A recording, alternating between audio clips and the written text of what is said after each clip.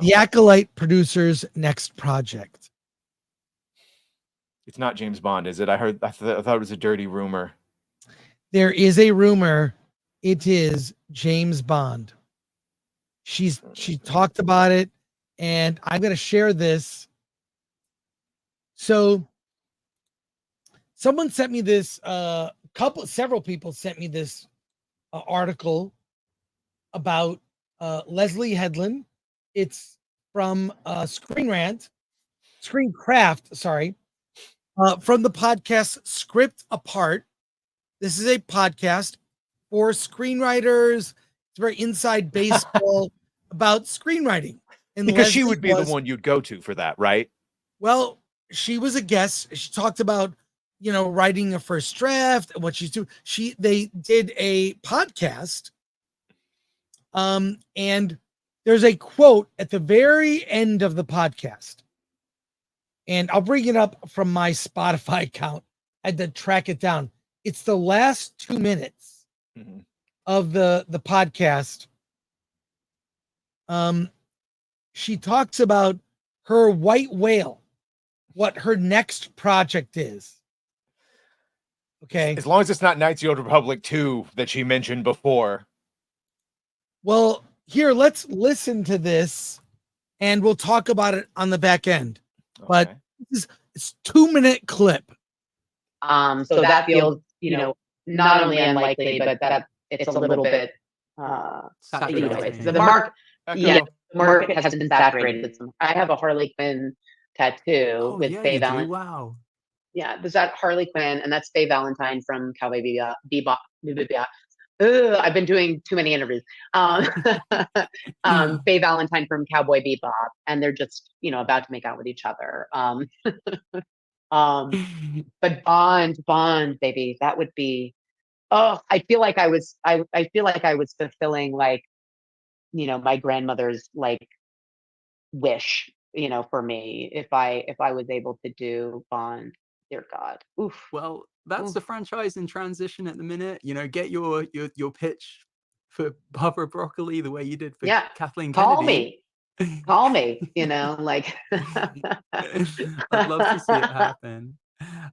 Leslie, this conversation today has been a total pleasure. Thank you so much for your time, and thank you for this awesome entry into the Star Wars universe. I had such a blast with this show. Oh, thank you. Thank you so much. I had a blast making it. I'm so, so proud of it. I think it achieves everything that I set out to achieve. And getting the chance to talk about it with people and very intelligent people like yourself is a real pleasure. So thank you for having me.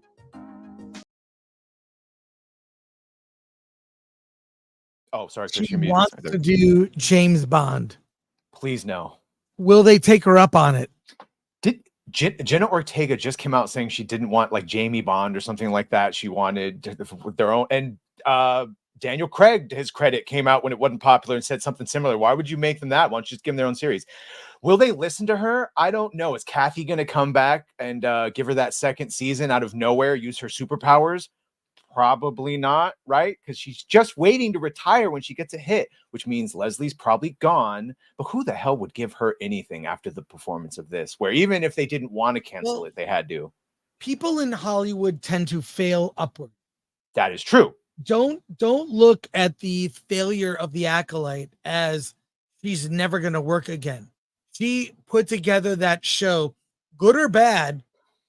It finished. It was released. She is a known person. So what would a Leslie Headland James Bond look like? Probably like Amanda Stenberg. The only reason I had any hope is because as we've seen, the timeline is correcting a little bit. We've had some significant wins on all of the different fronts from video games. So it's 2 years ago, I think she would have gotten season 2 of The Acolyte, let alone failed upward and laterally. But yeah, now do you think she would even attempt? Because she said something about her grandmother. Did her grandmother have a hard on for Sean Connery? Would she dare to give us an actual? Would she make James Bond gay? No, but 100% what would a gay James Bond be? Daniel Craig. Unironically, it would be Daniel Craig, and instead of the insinuation, he would do what he does to women to get the job done, which is fine because another character, a spy, probably would have to do some things. The whole, you do what you got to do to get the job done. That's not Bond. That's not Bond. Let's just go back and make a 50s Bond. And I don't think she'd do that. And all the fun, male, pale, stale, heterosexual normativity. I think, yeah, you do a period piece, James Bond, in the 60s during Cold War. Yes. And make it brutal. He's a womanizer. Mm-hmm. He's, like, just and that go could back be commented to old school. on. That could be commented on. There was no illusion that Sean Connery or the other James Bonds were dicks to women, but it was also explained that, like, much like Batman sleeping around, they live a hard life. They need comfort. And oftentimes it's also part of the job. So why not enjoy it? Yeah, but no, I don't think she would do anything close to that. Well, some of the time, women took advantage of him. Yes. James Bond. Yes. People forget that. Yeah. It terrifies me anytime anyone mentions any product I love. And that's all they do. All the franchises, the games, they have nothing new. Everything is a sequel or a reboot or a requel where they like sort of pretend some of the movies and then start off again and ignore some. Everyone's done it. So you're a fly on the wall during the meeting. Leslie Headland is pitching James Bond. So I have this job about a sister. Two sisters. One of them is taken into the program and one of them is inspector. And Jamie Bond and her twin sister Blofeld will have parallel tracks, and it's about oppression and dynamics and power dynamics. And there's no good or evil in the world. Something like that. I think maybe some chanting about the power of one and two and many.